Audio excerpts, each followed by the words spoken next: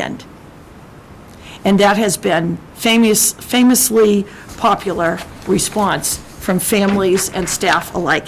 And I have to tell you, as an educator, coming back from the summer, having students for 2 days, and then 4 days, and then the 5 days working back into school is really advantageous, rather than coming back the first week after the summer and having 5 straight days.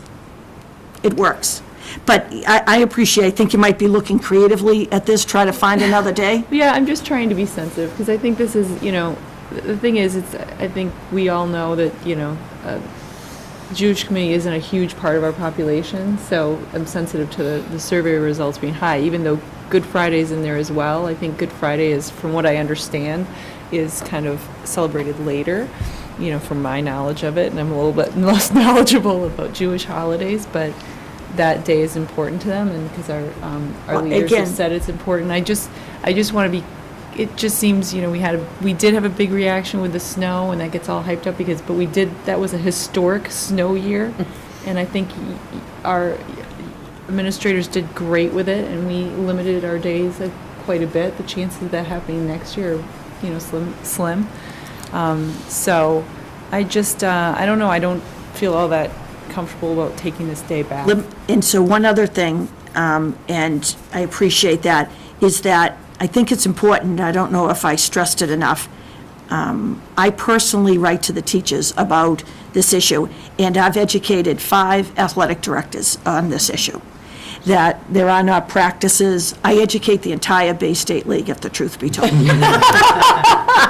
That there are not practices after school on the Jewish holidays, that there are not games, that once the sun goes down, the practices have to be over. Students have to have time to get home. So we are very, very sensitive, and this first year that we would do this, again, long-term assignments, and when I was a principal, any teacher who wanted to take a religious holiday used their personal time, and any family knew that, again, teaching and learning were going to go on, but no tests on long-term assignments. Ms. Kelly? I guess I just want to bring up the religious diversity of our community, and that there may indeed be other religions that have other holidays that we should be celebrating. And so, in my mind, given the dilemma, I think this is probably the fairest way to all, with all of the caveats that you've just described, Superintendent Gormley, in terms of how the days will be different in expectations. But I think we might even consider that for other religious holidays, because there are many. So, I think this is a very good proposal to basically address the concerns that parents have raised over this year, and keeping, to your point, educational soundness and the timing of when the kids were in school. So I think it's a very good suggestion. Mr. Zulus? Just one final thing. I appreciate all the work and the thought that's gone into this. I'm not prepared right now to vote for a change. So if we vote now, I'll vote against the change. On further reflection, I may be in favor of it, but I'm just not prepared right now to do that. But I do appreciate all the effort and the thought and the response that was done here. Do I have a motion for approval of the revised 2015-2016 calendar? So moved. Second. On the motion, all in favor? 4-2. Zulus and Padera opposed. Thank you. I wanted to provide the viewing public with an update. We have framing that we worked with Finance Subcommittee and our CPAC that we were going to lead an evaluation of our special ed program, pre-K through really students who are in transition programs through the age of 21. And so with the guidance of the Finance Subcommittee, we went and sought proposals, and we only received 2 proposals, and there was a huge difference in the proposals, the amount of money for the proposals. So, under the guidance of the Finance Subcommittee, we created, working with our attorney, an RFP, and we publicly advertised that RFP, and as of this morning, it's open until May 1st. We have 9 proposals that have come in, 9 individuals and firms and consultants asking for our proposal. And so that's a really good indicator. I want to tell Finance Subcommittee how much I appreciated that. And so we're going to go through May 1st. So this will push out the SPED evaluation, hopefully into the end of this school year and into the fall and over the summer. And I keep informing the CPAC, who are very excited about this prospect. So I just wanted to give you an update about that. Full-day kindergarten. Full-day kindergarten? Oh, we're moving full-day kindergarten to under, Ms. Bagley Jones? Can I just ask a question about happenings? So the Challenger Division is not a school event, but it's something that you put in our packet? yes. Can we Maybe- say what it is? Sure, maybe under happenings, I'll bring that one Oh, up. I thought we were on happenings. Oh, I had forgotten, and Mr. Walker just reminded me that we Oh, moved, I apologize. full-day kindergarten to under Oh, the superintendent's report. We have been notified by the Department of Elementary and Secondary Education, and from the, really, the State House, right, Glenn, that there's a potential right now, or the governor recommended in his budget, to eliminate the full-day kindergarten grant. And so this is a process. Glenn, do you want to, for next year, Glenn, do you want to give a brief update on that? In the governor's budget proposal for next year, as the superintendent says, the funding for the kindergarten enhancement grants would be eliminated.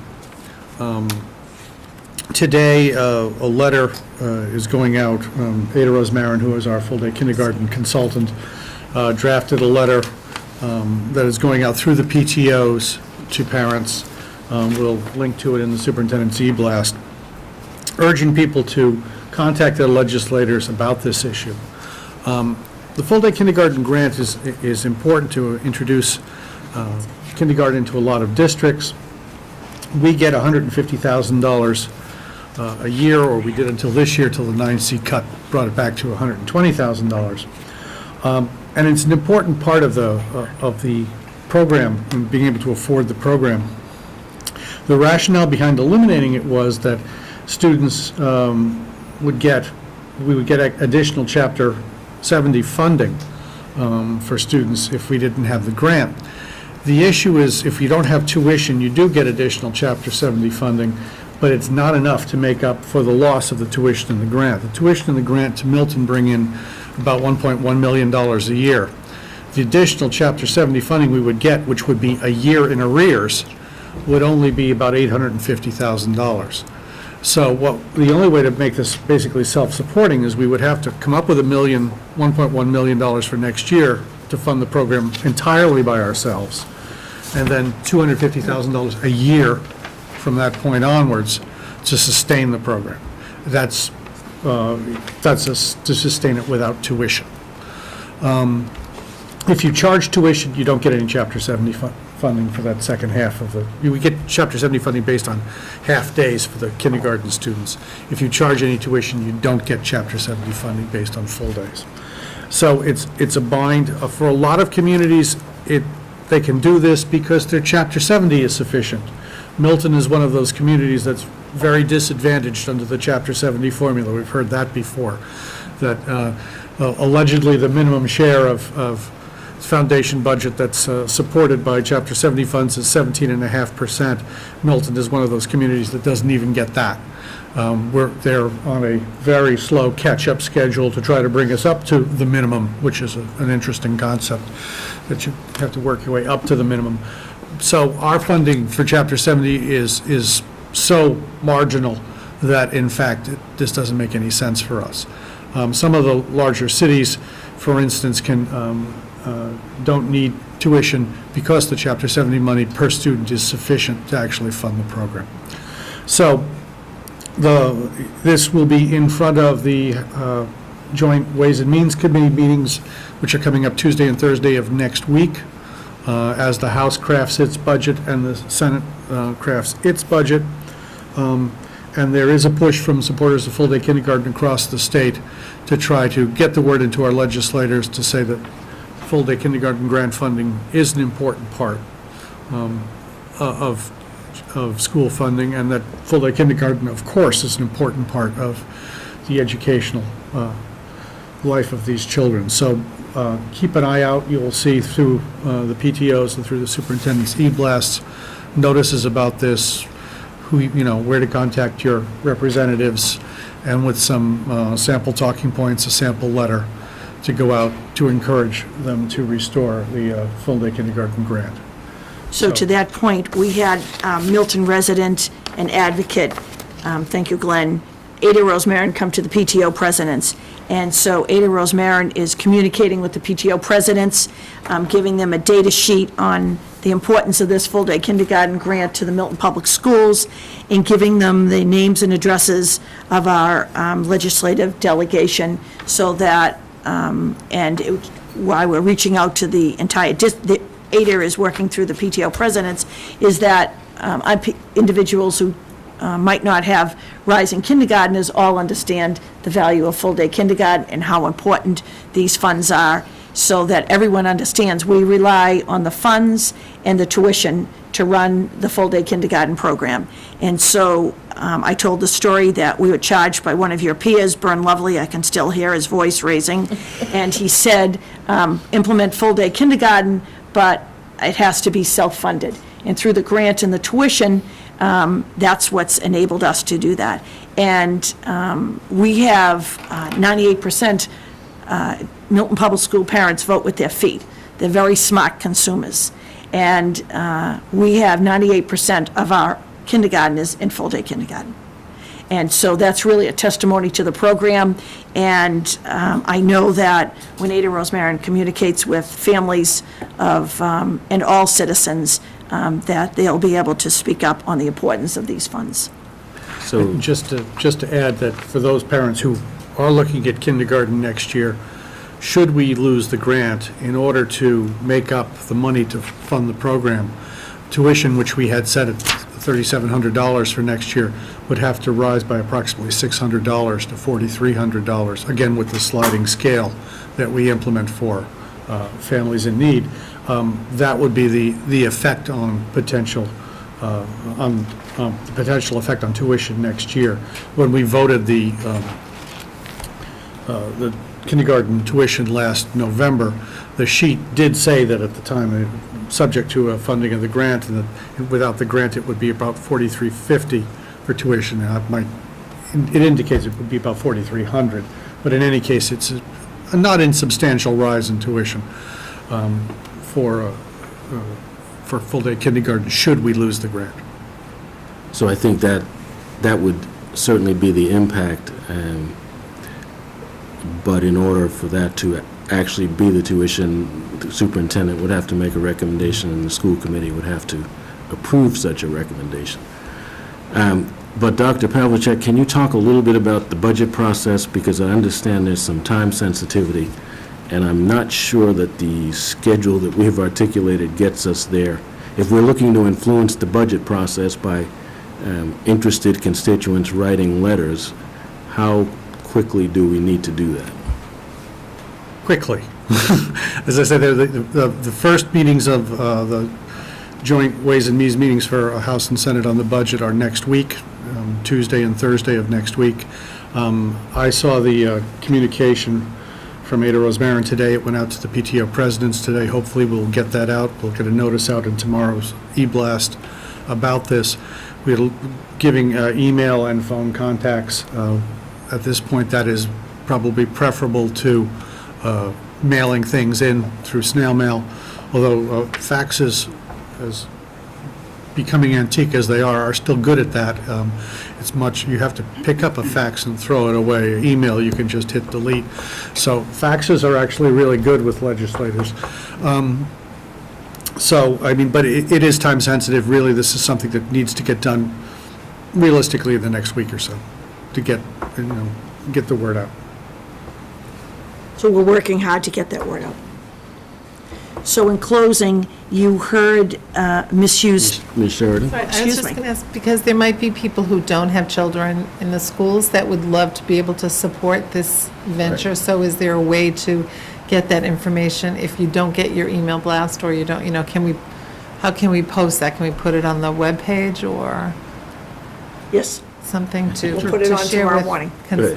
all constituents? Thank you. Sorry. that's wonderful. And in closing, you heard Ms. Hughes talk about next week, you can go out Monday, Tuesday, Wednesday, and Thursday night.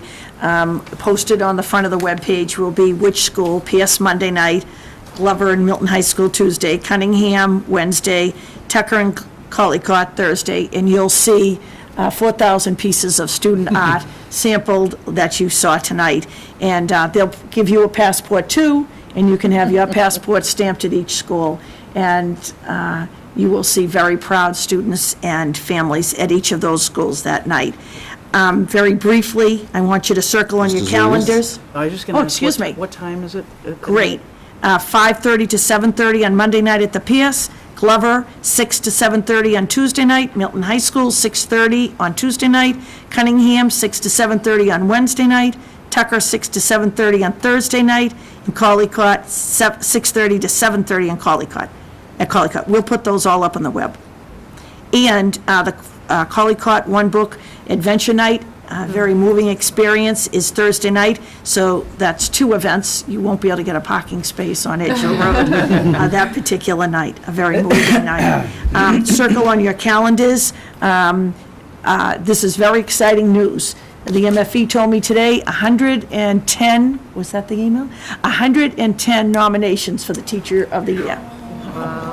From parents, peers, high school students, and so those, they aren't Mary Gormley's favorite teachers, it's the MFE runs it, and they have read every application, and they have, that's true, don't you, Ms. Padera? They might be your favorite teachers, but Right. you didn't have a vote on it. I Right, know that. and so they have selected based on the applications, and someday to be announced, so it's a surprise, the MFE and school committee will be invited. Mr. Walker's smiling, I think it's his favorite morning. We arrive in the room, and it's like the sweepstakes, and come in with food and balloons, and the teacher doesn't know what happened, and we leave, and at 8:30, and leave them with the treats and the balloons, and they make the announcement, and then circle on your calendars April 30th.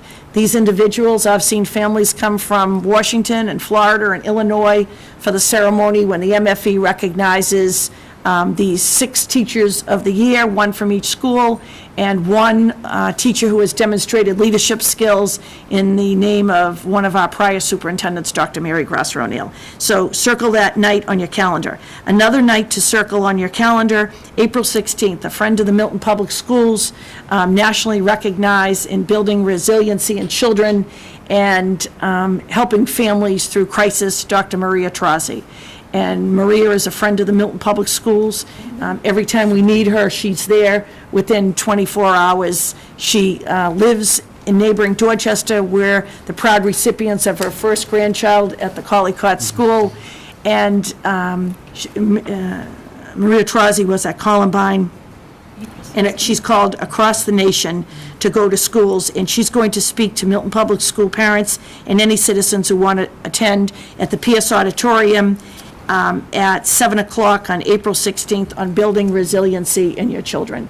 And so it's a wonderful follow-up to the CPAC's presentation Ms. Kelly attended.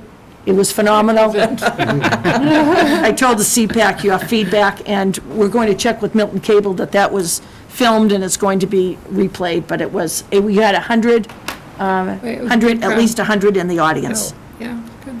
And so lastly, per Ms. Bagley-Jones, who's crossing over between the green folder and the happenings, 2 friends of the Milton Public Schools, Milton Public School parents Jerry Vitti and J.P. Plunkett, single-handedly, I think with Ms. Padera as their assistant also, have implemented this Challenger Division baseball league. Yeah, it's. And so, on the front of the web, they'll take top billing, but miltonnationall.com, you can go on to register. The registration deadline is April 15th. We'll put this out high and wide and across the entire town, but they are the individuals. They should be recognized as the volunteers of the year. And the most engaging Sunday afternoons, Ms. Padera, you told me you've ever had. They had so much fun. I can't wait. One way or the other. The snow's going to be melted or not, but we're going to be starting it up. So the Little League Challenger event is, league registration is beginning. Can I ask another question? Sure. Since I don't read French. Yes, so I think that I don't speak French also, too, but Dr. Pavlicek and Ms. Sheehan were at that event, and they might speak better. I was at your event. I think I was at your health and wellness. Dr. Pavlicek and I Ms. actually wasn't at this event. Ms. Sheehan? Yes, I was part of this. Maybe we can have it in Yes. English. Yes. So Dr. Fisher, our coordinator of world languages, she organized an event where she invited students, French-speaking students, and actually some English-speaking students from other districts to meet the Consul General of Canada, the Consul of France, and other dignitaries. And they came and they spoke to our own Milton Public School students and visiting students. I believe there was a group from New Bedford, and I'm not sure of the other town. I think that there were at least about maybe 400 students who participated. And the French or Canadian consul brought a film, which I was not able to stay and watch, but Dr. Fisher said that it was so dynamic and compelling that she said she was actually going to have a copy that she was going to pass around, so, and said it was a must-see.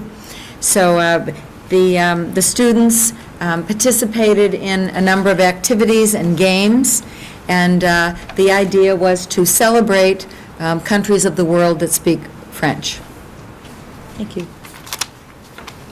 And we are the proud host or hostess of this event every year. So there are 6 or 7 schools, a couple of high schools from Boston attend, and all of the students join in on these activities. Thank you. Oh, and in closing, one more thing, and this does impact somebody at the table. So I shared with you that we have 3 teams going to Mass Maritime for the Future Problem Solving Bowl. So of all of the students that participate, there are some very, very brave students who say, my team may not have been chosen, but I will go and I will compete as an individual. So I will be given the book. I won't have 3 other team members, and I will do all the research myself, and I will sit down and compete individually. So I'm proud to announce that the following students will be competing at Mass Maritime. Let me guess, there's a Padera in there. Our own June Padera and Alix Benoit from Pierce, Carolyn Gannon from Cunningham, Lydia Gatnick from Glover, Grace Kelly and Lucas Quijano from Tucker, Lila Glenn and Tyler Kennedy from Collycott. Now, it happens to be my favorite program, so this has nothing to do with the publicity around it. But over the years, maybe one student volunteered to go for an individual competition. So this speaks to, and remember, does anybody remember what the topic is?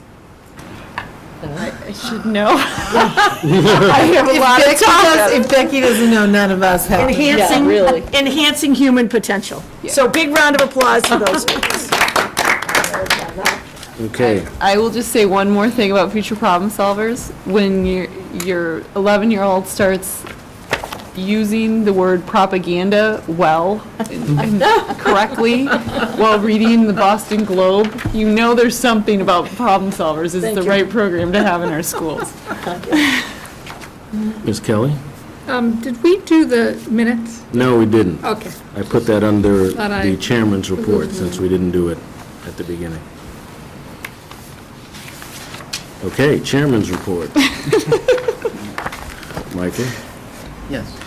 So I'm distributing, with Mr. Zulus's help, a copy of the report that we've received from the Stone Turn Group. A little bit of history. Last August, the superintendent reported that a Norfolk County grand jury had issued an indictment against a former Milton Public Schools employee who was accused of misappropriating school funds.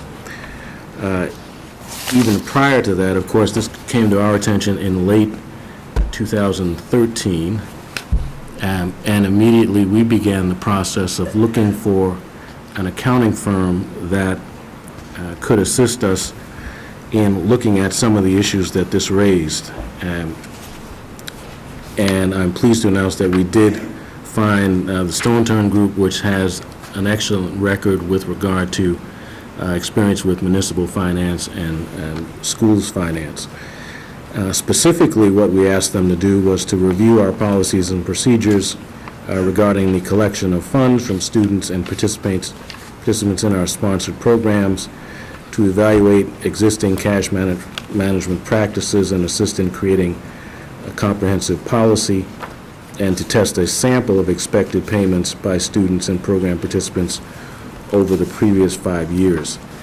They did accomplish all of those things and found 3 key areas that required attention. Lack of separation of duties regarding the cash collection process, the lack of a process to review the amounts that have collected as a part of this process, and no requirement for the retention of certain documentation. So they completed an extensive review. They created a model cash management policy for us to approve.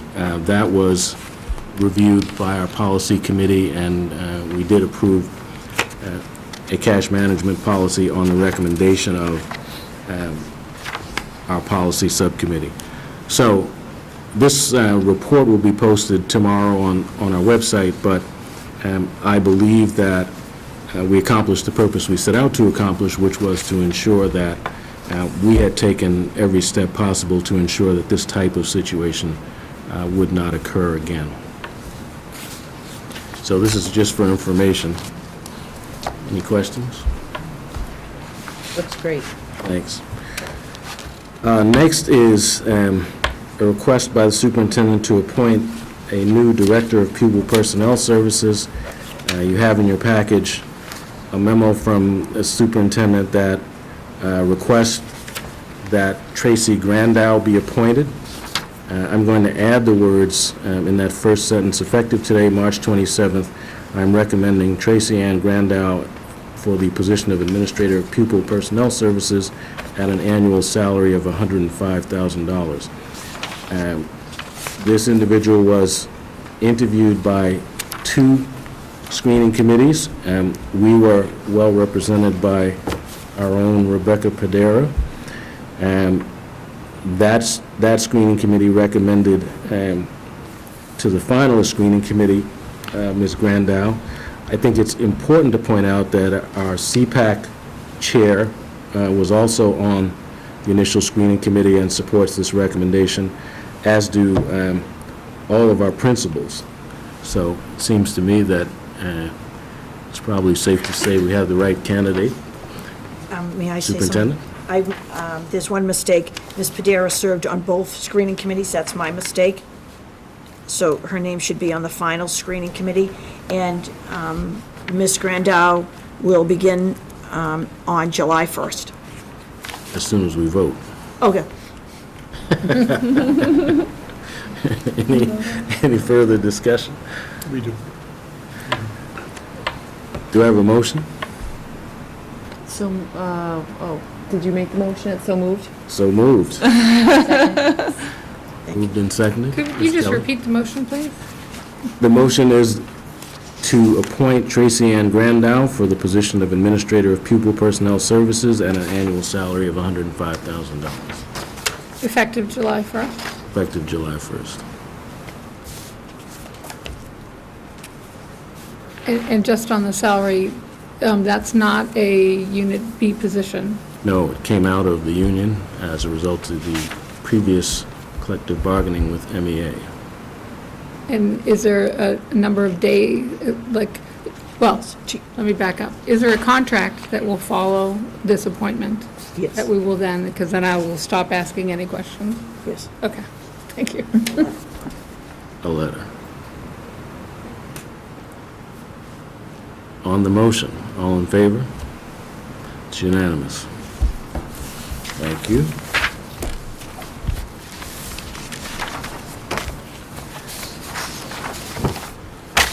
A very brief budget update.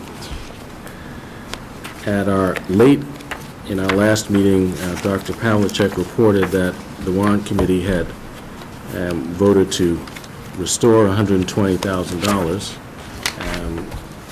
to the schools, and based on the restoration priorities that we voted, that will allow us to put back all of the art and music and chorus cuts that had been proposed at the elementary level.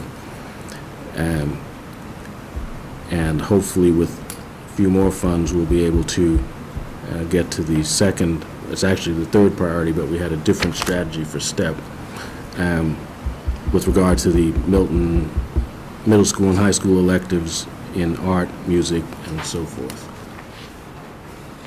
Ms. Kelly, you're frowning. I know, I don't have the list in front of me. I thought that we only got, the funding only got us part way through some of the art and music. Is that correct? Well, it does. It got us all the way through the elementary 2.0, which was 90,000, and some ways into the middle school and high school art and music. Got it. Thank you. So that was the good news. At the same meeting, they voted to take $186,000 from the capital request that we made for iPads, which would have funded iPads for special education students in classrooms, iPads for teachers, and iPads for all of the schools, and to allocate that to the snow and ice budget that has now exceeded $1.2 million. I indicated to the chair of the warrant committee that it would have been helpful to consult with the school committee if the warrant committee determined that they needed more money for snow and ice, since we had had some previous conversations regarding that, and they had assured me and the superintendent that we were okay. That means that no funds from the school department would be required. The best they could offer is that if the Pickens override is approved, that would be restored immediately. So, stay tuned, and we'll see how that plays out.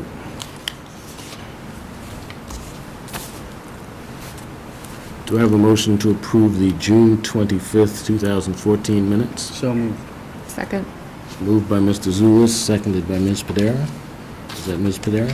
That's me. Still here. On the motion, all in favor? I have edits, sorry. Yeah, edits? I have some edits. Go right ahead. So under the superintendent's report, topic Yeah. 1, on the first page. Yep. The 1, 2, 3, 4 sentence down, it says, they noticed across the board concerns. I think that should read of below grade level literacy skills, rather than for literacy skills below grade level. That doesn't make sense. And then on the second to last page, I have this, I'll give it to you. Under topic 2, under the finance subcommittee, it says at finance subcommittee, there was an analysis, we just need the word "of" there, of what the increases would be. With those modifications, all in favor? It's unanimous. Finance Subcommittee? Approval of vendor warrants. Warrant? Warrant, yes, we have one vendor warrant on warrant number 52, dated April 2nd, in the amount of $249,007.60. So I would move that we approve vendor warrant number 52 in the amount of $249,007.60. Second. Moved by Ms. Kelly, seconded by Mr. Zulus. Any discussion? On the motion, all in favor? 4 in favor, 1 abstention, Ms. Kelly. And that's all we have. And that is all we have. Transportation and Traffic Safety Subcommittee? The quick update, 2 things. One, our survey went live. Our survey, parent guardian survey on travel for their students went live on March 30th. Will be live until the Friday before vacation, which is April 17th, I believe. And I understand that the surveys, hard copies of the surveys, will be going in backpacked. So parents and guardians should have the opportunity to participate in that survey. And then, well, actually 3 things. Second thing is we're continuing to collect information about traffic and transportation issues, and we hope to review those with the Chief of Police in the not-too-distant future.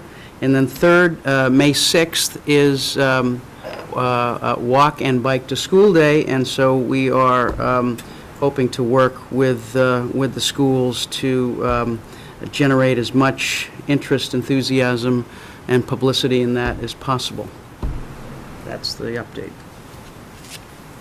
Thank you. Next meeting agenda items, I don't have any immediate, that is, next meeting agenda items, but 2 follow-up items from last meeting. At some point soon, we're looking for 2015-16 goals for the parent liaison.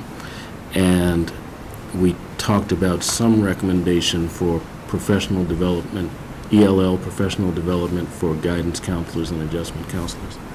We picked those up in your green folder in the to-do. We'll follow up those in the next one. Ms. Sheridan?